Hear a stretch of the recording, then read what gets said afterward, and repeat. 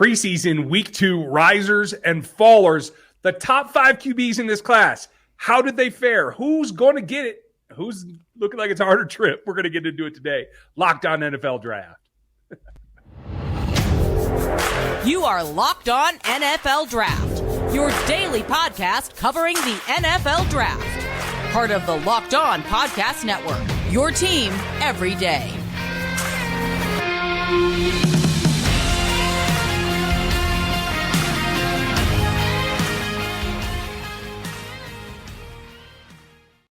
Welcome to another episode of the Locked On NFL Draft Show. I'm your host, former NFL and AFL defensive back, Eric Crocker. And of course, as always, I'm joined by my co-host, Ryan Tracy. He is at Ryan Tracy NFL on Twitter. I am at Eric_Crocker on Twitter. And of course, you can find us on some different shows as well. Locked On Chiefs for Ryan, Locked On 49ers for myself. We want to thank you for making us your first listen of the day, and also let you know that today's episode is brought to you by BetOnline. BetOnline has you covered this season with more props, odds, and lines than ever before.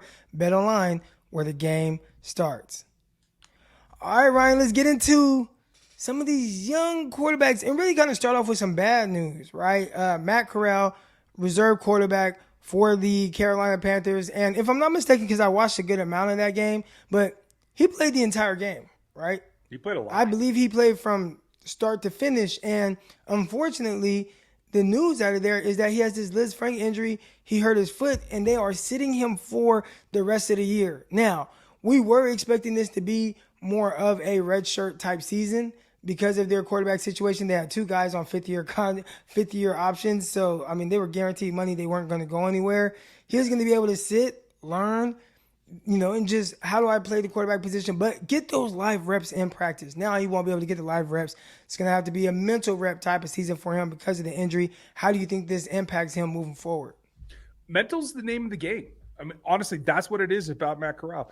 We knew that there were maturity issues coming out. We knew that you had to be able to adapt, and you wanted to get into the playbook. I think this is actually a decent outcome for him.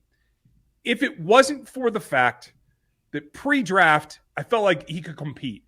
Sam Darnold had an edge, sure, but I felt like Corral could come in, do what he does while learning the playbook, and be able to compete because Sam, quite frankly, hasn't been able to put out. It's just the fact. I was big on Sam Darnold coming out, but he hasn't lived up to the billing. But the acquisition of Baker Mayfield just puts that all on hold. And in the end, whether he's getting, 3 reps a day in practice as the third quarterback, or whether he's just doing the mental and the room and the study part of it, I don't see that as a big difference. Now, maybe I'm wrong. Maybe 3 reps a week is enough or a day or whatever. It's just that when you're the third quarterback, you don't get enough, I think, to progress. And I think for a guy who's instinctual and as rhythmic as he is, I don't think that would be enough to help him progress physically. So I'm okay with this. I know one thing that Kyle Shanahan did with Trey Lance was when Trey Lance was a scout team quarterback, because if you are a backup, you are going to be scout team, all right? And Trey Lance had to be the scout team quarterback. But a lot of people, and maybe, again, I don't know if Matt Rule can do this. I don't know if people are running his offense around the league. But Kyle Shanahan, what he did for Trey and what kind of helped a little bit from the mental aspect of the game was even when he was on scout team, Kyle would call the plays as the 49ers. In their language, yep. So he used that language. He get to hear it, get guys lined up, set up. Now, it's a little different because even in practice, scout team, the defense knows exactly what you're doing. So just the timing of it is all different. The way that it's ran, all that stuff is different. It's like these guys know. And you got Fred Warner over there, Jimmy Ward, all these other exceptional players. So you kind of really have no chance. But just from the mental part of it, just being able to, hear yourself in the huddle, command the huddle, just learn those things. I think that's what Matt Corral is going to miss out on the most. Before we get into some of these other quarterbacks, what are some of your thoughts just on Carolina Panthers in general? We know Matt Rule is there, and, he's had this transition from college to the NFL, and it hasn't been great as a head coach. Gave him a ton of money, and they were expecting some big things from him. Maybe him be like that next great offensive-minded head coach, but it hasn't really worked out that way. So how do you see this season going for him? It looks like Baker Mayfield will likely be the starting quarterback. Do you think that helps? Maybe a healthy Christian McCaffrey. You got DJ Moore. They got some weapons there. I think they kind of got some pieces there on defense as well. Can this potentially be a playoff team? I don't know. That's a stretch for me. And I got to tell you, I'm not confident in the way that this preseason has gone either. You're absolutely right. I said from the day he was traded, Baker Mayfield's got to be the starter at this point. There really isn't a competition. You can call it that because you have to in the room and you got to keep guys motivated. I get that. But it really wasn't close. The question for me is, can Baker elevate his game knowing that he's going to have to either earn a contract here or earn a contract with someone else and convince another team that he's able to lead? So I think you're going to get the best Baker Mayfield we've seen. And I think that may be enough, right? Yeah.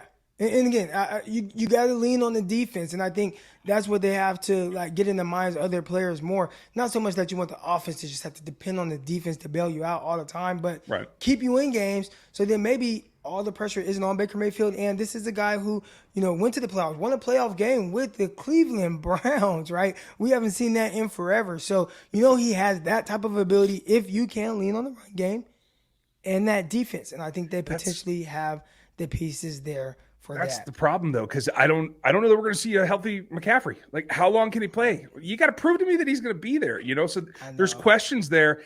And like you said, the third stringer played the whole game nearly.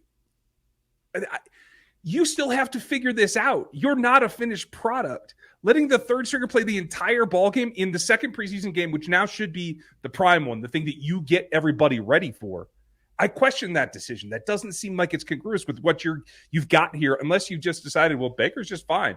He's got it all mastered. We don't have to work on anything. Are you telling me that this quarterback's been there, 6.5 seconds, has the whole thing figured out? Because I don't buy it. I don't buy it either. And these offenses are really difficult to really kind of master. And it's going to be kind of a learn-on-the-job type situation for Baker Mayfield and get Sam Darnold as well. And I thought there was an opportunity for Sam Darnold to potentially beat out Baker because of that. But right now, it feels like it's all Baker. All right, when we come back, we are going to talk about some more young quarterbacks and recap kind of how their weekend went. You got Malik Willis with the Tennessee Titans.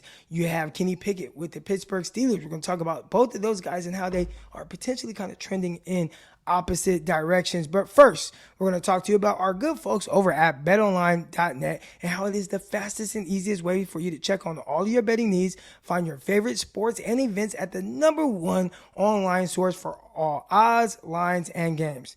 Find reviews and news of every league, including Major League Baseball, NFL, NBA, NHL, combat sports, esports, and even golf. BetOnline continues to be your #1 top online resource for all your sports wagering information, from live in-game betting, scores, and podcasts. They got you covered for everything, all right? And head today to BetOnline and use your mobile device to learn more about the actions that's happening today at BetOnline, where the game starts. All right, y'all, we want to thank you for making Locked On NFL Draft your first listen every day, but it's Fantasy Draft Week on Locked On Podcast Network. And however you play, experts from the Locked On Fantasy Football and Locked On Dynasty Football will bring you daily positional top 10 lists to get you ready for this season. Find your Locked On Fantasy Football and Locked On Dynasty Football on YouTube or wherever you listen to your podcast. Malik Willis, got a chance to watch him, and I watched him the first game, and you see the splash plays, and you know that there's some things where it's like, all right, has to get a little bit more comfortable in the pocket. Talked about how his head coach said, hey, if he's not going to throw the football, I'm just going to pull him out. And he kind of yanked him from that first preseason game. Well, he had an opportunity in this game, and I feel like eye test a little bit too much running around. When he did stand tall in the pocket, he was able to deliver strikes. Now, I don't know if maybe lack of height, and again, he's not like this tiny guy, he's like 6'6", but maybe if it's lack of height or whatever, he has all the capabilities, arm strength, but he felt more comfortable seeing the field from outside the pocket, and that's not how they want to develop him. They want a guy who clearly has the athletic ability, but using that as a secondary assault on the opposing defense. All right. He wants to be able to win from the pocket, drop back, and make all the right reads and throws. And that's not going to be something that is ready right now. But is clearly something that he needs to continue to improve on, because I felt like a lot of times he made his job just a little bit harder than it actually had to be, and he was very inefficient in the game. Did you have a chance to watch some of the Malik Willis game, and what did you think of his performance? I saw a little bit. I didn't see a ton of snaps. Might have been a series or two. I was having trouble determining whether he was getting to a third read, and I'm not so sure that he did. The first, sure. The second, and then it was, I got to go to my legs. Like fighting that instinct. Like you said, he's got to stand in the pocket a little bit more. And I don't know if it's because you're running an offense that maybe isn't tailored for you, that really is, still the Tannehill system. Tannehill, you know what I meant. Right. But I don't know. I want to see them quicken things up for him so that he can get 1, 2, 3, get to a third or a fourth read, and make these route combinations quicker, faster for him to see, so he can get used to that tempo. And maybe that'll help him stay in the pocket a little bit. I mean, he's going to be able to play a lot in this third preseason game. I think it's pretty critical to see like how and what he can do this season. Well, sometimes the guys that do have that uber athleticism, and he clearly does, and he has a huge arm as well, so he's definitely going to work to push the ball down the field. But a lot of times they rely a little bit too much on the legs, and it's kind of this time clock in the back of their head where they stand in there in the pocket for a split second and they bail on the play a little too soon before they truly give it a chance to really develop. Yeah. And, it's like, well, they know push come to shove, like, man, I can use my legs. Sometimes I think they rely on that a little too much. A guy that didn't rely on that too much was Kenny Pickett. And he was far more efficient in this game. Only attempted 7 passes, but completed 6 of them for a touchdown as well. This is a guy who's the first quarterback taken, and a lot of the talk surrounding him was, he's the third string quarterback. He's the third guy there behind not just Mitchell Trubisky, but Mason Rudolph as well. And you'd assume that Rudolph would start off ahead because Rudolph has been with the Steelers for so many years, and he just truly understands what they are looking for and what they want from him. So I think there's this different comfortability with it. But Kenny Pickett, could he potentially be overtaking Mason Rudolph for that second spot? And is there any chance that he potentially pushes for the starting spot over Mitchell Trubisky? I mean, I don't know about Trubisky. I continue to be unimpressed with Mitchell Trubisky, so I would hope so. But I will say this. When you take a look, I think the thing that stands out with Kenny is like he didn't get a third of the attempts that Rudolph got in this same ball game, right? 7 to 21. And yes, he obviously didn't put up the yardage, but his yards per play, I think, really says that not only is he getting help from the guys that are playing with him, but he's able to attack in a different way that allows him to set things up, because his average yards per play were nearly double what Rudolph produced. And that could be the play ball, could be a number of things. But I think that is part of what's starting to say, hey, he needs more opportunity. He needs to get with the upper echelon of his roster and have better help, to tell you the truth. And I found it really interesting that the staff doesn't seem to want to say what they think the depth chart is or what they're going to do or so on and so forth. That says to me that there's change coming. Do you think I'm crazy?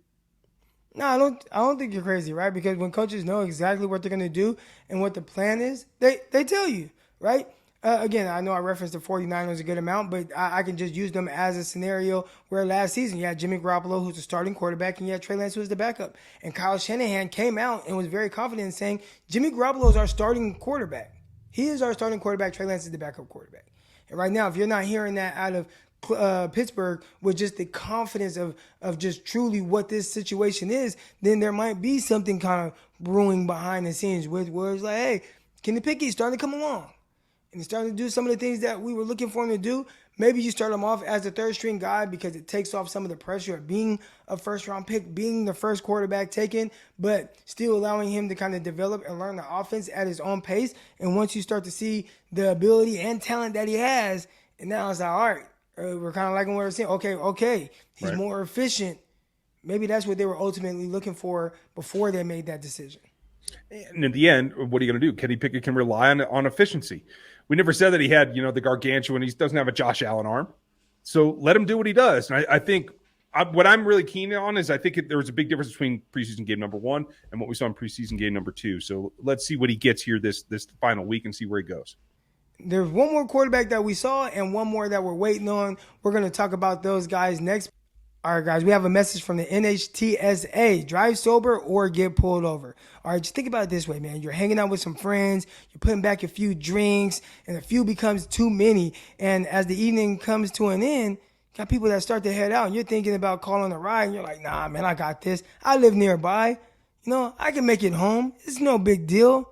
What are the odds of getting pulled over anyway? Or, maybe worse, what can happen? Your insurance goes up. You lose your license. You lose your job. You total your car. You kill someone. All these things can potentially happen when you get behind the wheel after you've been driving. All right, the results are tragic and often deadly. However, that still doesn't stop everyone from getting behind the wheel while under the influence. That's why police officers are out there right now looking for impaired drivers on the roads to save lives. So, if you are okay to drive after a few drinks, think again. You're not. Play it safe and plan ahead to get a ride. It only takes one mistake to change the rest of your life or someone else's forever. All right, drive sober or get pulled over.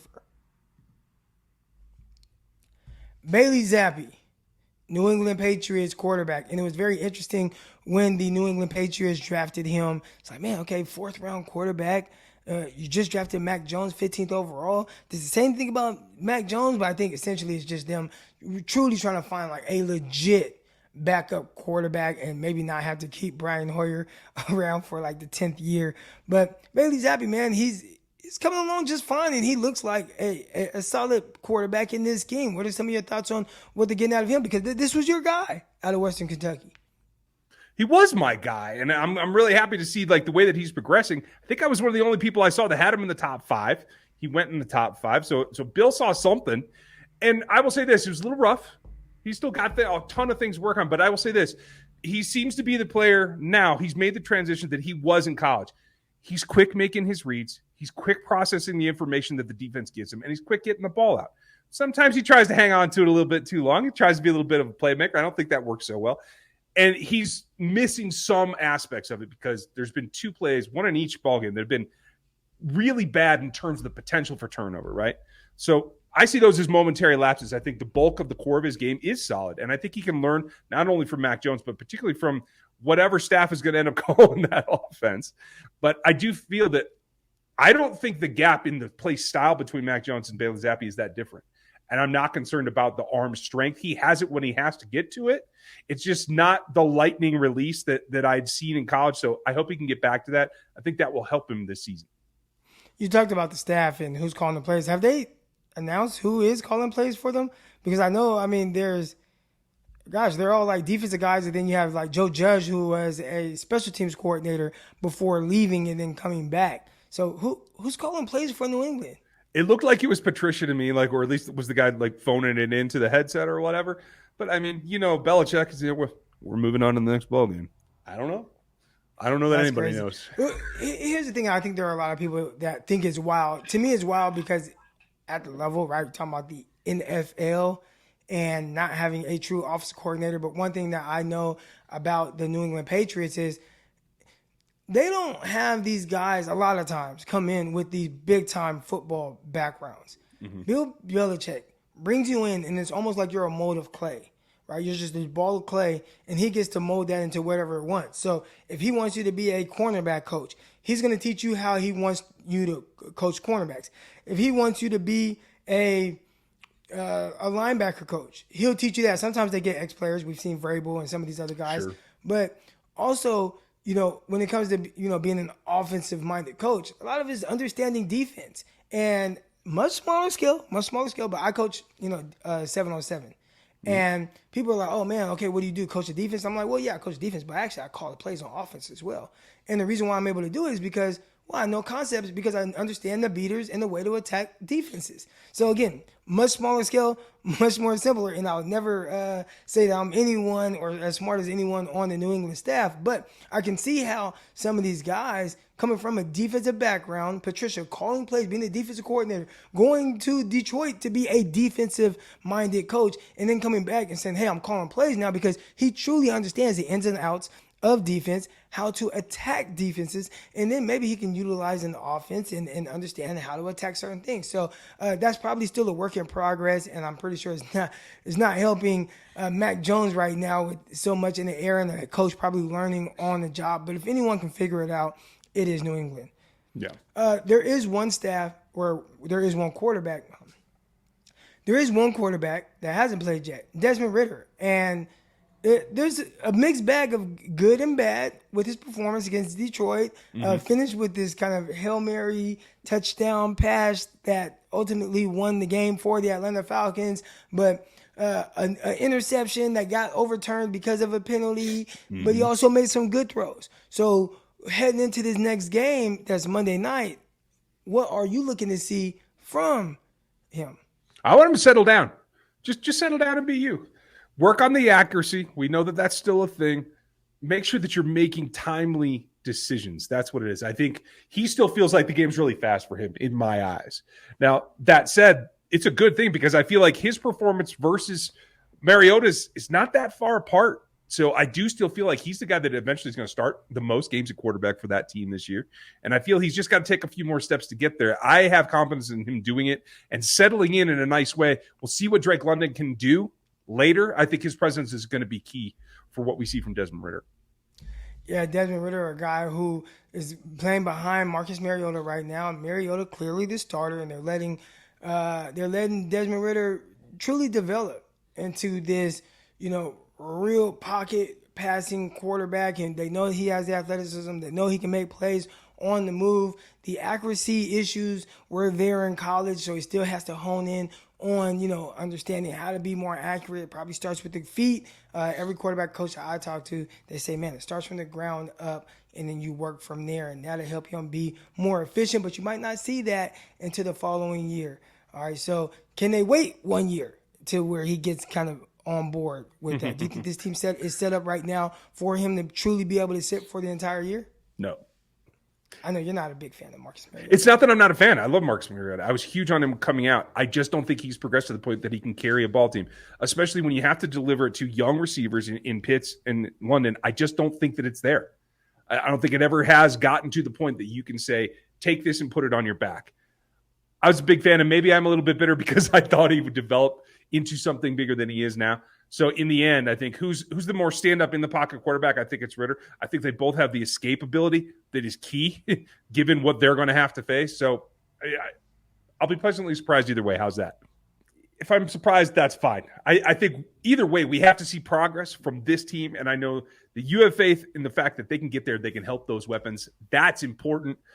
We'll see how the Atlanta Falcons fare. But I think that's probably enough of me yakking for today. So, folks, we'll be back tomorrow. We have all kinds of stuff coming. Eric, you're going to have to set me straight on the Zappe thing, right? Am I getting carried away? I don't think he gets carried away, man. And I think he's off to a good start right now. All right. That's it for us, folks. Thanks for listening. Make sure you like, sub, and hit the bell on YouTube. Get subbed on Spotify and the other audio platforms. Thanks for listening to us today. We'll be back with you tomorrow.